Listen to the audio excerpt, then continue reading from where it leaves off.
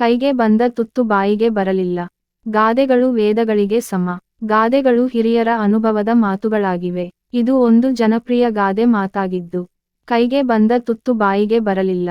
ನಾವು ಶ್ರಮಪಟ್ಟು ಪಡೆದಿರುವ ಸಂಪತ್ತನ್ನು ಅನುಭವಿಸಲು ಸಹ ಅದೃಷ್ಟ ಎನ್ನುವುದು ಬೇಕೇ ಬೇಕು.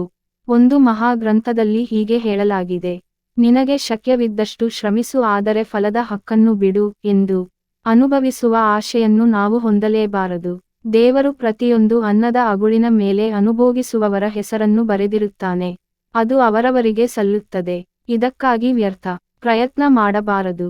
ನಾವು ಕಾರ್ಯಪ್ರವೃತ್ತರಾದಾಗ ಅಂತಿಮ ಘಟ್ಟ ತಲುಪುವ ವೇಳೆಯಲ್ಲಿ ನಾನಾ ತರದ ತೊಂದರೆಗಳು ತಲೆದೋರಿ ಆಶೆಗಳೆಲ್ಲ ಕಳಚಿ ಬೀಳುವ ಸಾಧ್ಯತೆಗಳೇ ಹೆಚ್ಚಾಗಿರುತ್ತವೆ. ಅಂತಹ ಸಂದರ್ಭದಲ್ಲಿ ಸ್ವಲ್ಪ ಎಚ್ಚರಿಕೆಯಿಂದ ಮುಂದೆ ಸಾಗಿದಲ್ಲಿ ಯಶ ನಮ್ಮದಾಗಿರುತ್ತದೆ.